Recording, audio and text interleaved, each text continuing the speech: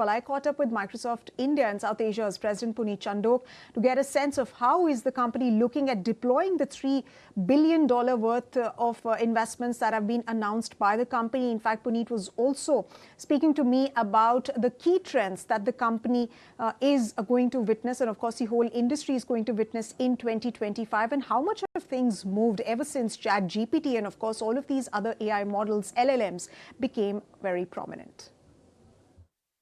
I'm super excited about the investment announcements that Satya made for two reasons. One, I think this combination of investing in tech infrastructure and data centers and AI infrastructure for the country, but also investing in human capital, because you ultimately need both. You need tech infrastructure and human capital.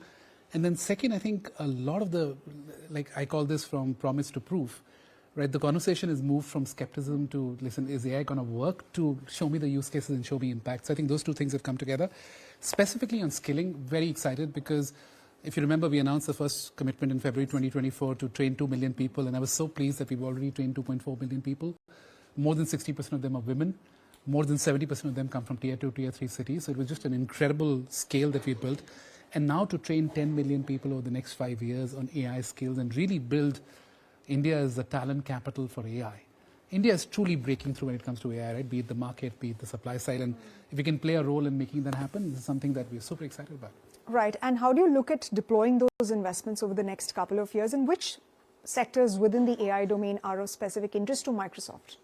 So I think, so two separate questions. So starting with the second one first, which is just the domains. And I think if you just look at, so every industry, every function in this country today is being invented and reinvented. If you just look at the announcements we made in the last 2 days, and I'll start with RailTel, where we're partnering with them to look at digital transformation in railways and public sector in India. Right. With Upgrad to skill people on GenAI and certify them. Mahindra Group to look at auto, farm, finance. Bajaj Finance, 15-year-old relationship. We're kind of saying, listen, we're going to drive digital transformation for their customers together. And then finally Apollo, which was really exciting, healthcare. Like, how do we really co-develop for the world, healthcare for the world out of India, right? So if you just look at, and they represent financial services and healthcare and government and public sector pretty much across the board. It's just an incredible set of innovation that's happening.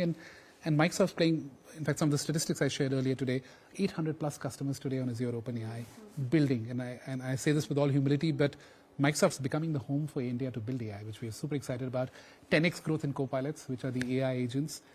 And again, customers, for every dollar that they're spending on GenAI with us, they're getting $5 of benefit. I think that is something that we're super excited about, and we'll continue to invest in that. Okay, so Puneet, one thing that you mentioned during your keynote was, about the last AI, Microsoft AI tour. I think it was Mr. Nadella who mentioned. I want to understand from you how much have AI models changed from last year, and what does it really say about the future that really stares us in the eye? What kind of changes can we expect? No, it's amazing. On one end, there's so much that's happened in the last 12 months. On the other end, we're just getting started, right? And I think to me, these models, by the way, 2 years ago, we didn't know what these models are. Now they're kind of rolling out of our tongues like there's no tomorrow. But they're getting larger and smaller at the same time. So you've got large LLMs being built and small language models and then tiny language models. The other thing is they're no longer the chat llamas that we're used to, right? They're remarkable capabilities. They can see us, they can hear us, they can understand us, they have our context. They're almost like a second brain, a companion to us. And the three implications that I spoke about, which I'm super excited about, one is just more intelligence coming. So we're reducing the cost of intelligence every day. And imagine intelligence to a first-year doctor, to a first-year lawyer, to a first-year journalist, right? It's just incredible, to a first-year technologist. I'm not first-year, but I wish I had that intelligence at that time. Empathy, right? Just our digital experience is so cluttered and so noisy, and there's so much drudgery. Can we bring real personality and empathy and tone to this AI? And then finally, agency, which I'm super excited about, which is where the magic happens, when these models start working for you with your permission, but without your involvement.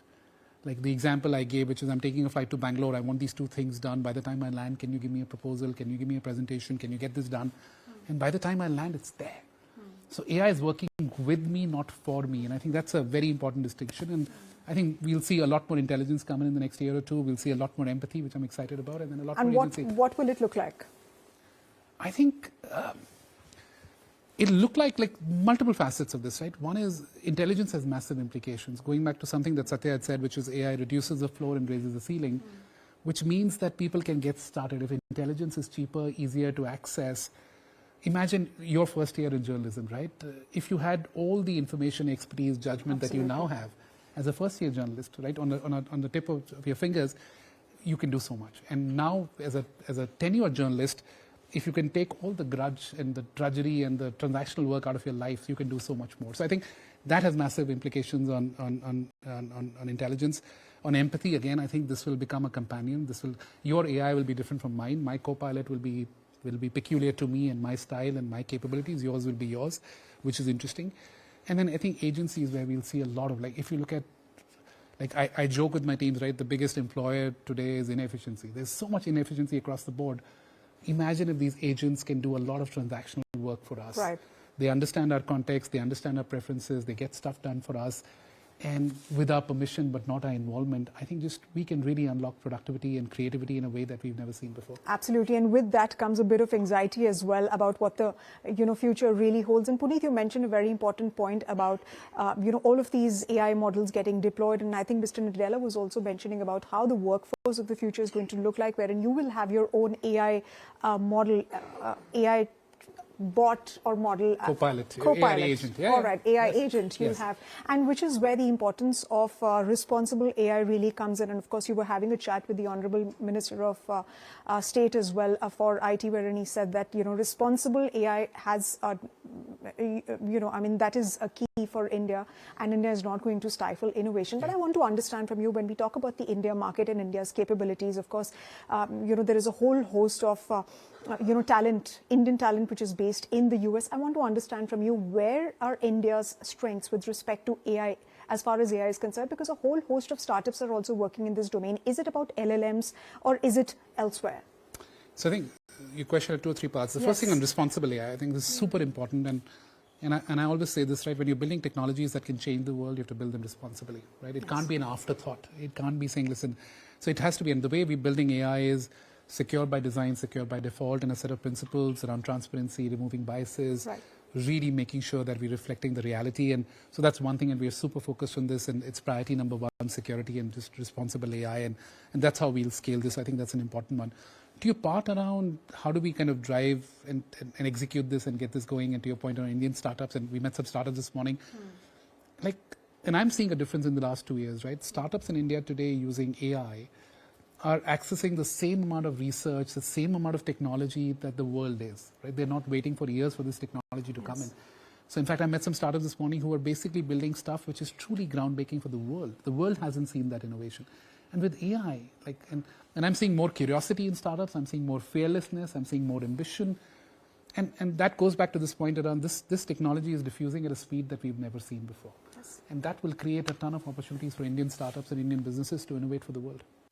Puneet, just a few set of questions before we let you go. Mr. Nadella also said that AI will play a huge role in pushing India towards its goal of a $5 trillion economy goal. But specifically speaking, how is Microsoft looking at contributing to that goal? I think our mission in India is AI for everyone. And to make that a reality beyond the slogan is 3 things. One is, how do we constantly bring the best of Microsoft to our customers, our partners, startups, digital natives, enterprises, financial services, really make impact real for them. Second, do stuff that moves the country forward, right? So the announcement on $3 billion, the 10 million people to be trained, 2.4 million already trained, all the MOU that we just announced with the AI mission, all of that is intended to move the country forward, right? And Satya says this beautifully, right? We have to earn our right to operate in the country, and we have to make sure that all of us as Indians are moving the country forward. And then the third part of this mission is to build India's best, most diverse, most inclusive technology team, which is, you spoke about talent earlier in the US and all of that.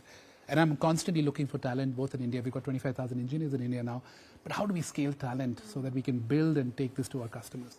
Absolutely. And one final question before we wrap up this interaction. Puneet, what kind of disruptions do you see in AI going forward, and 3 key trends in AI that will stand tall this year?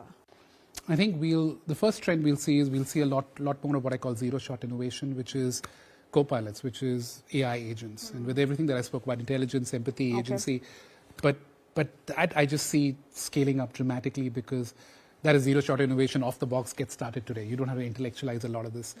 The second innovation we will see is in a set of use cases, going back to the use case capital of the world, a set of vertical use cases, I call them numerator use cases, which are top-line impact, allow you to sell more, and bottom-line denominator use cases, which allow you to be more efficient and productive. And we're seeing use cases by auto sector, by pharma, for financial services, and you'll see a lot of innovation there. And then the third trend is a lot of innovation on the LLMs and SLMs. And Satya spoke about reframing what frontier means for India, right? how do we really work with these models, remove the tokenization tax, make them easier to access, cheaper, more effective? And I think that's where India can play a really, really fascinating role. All right. On that note, thank you very much once again for joining us and sharing your thoughts with us. Thank you. It was a pleasure.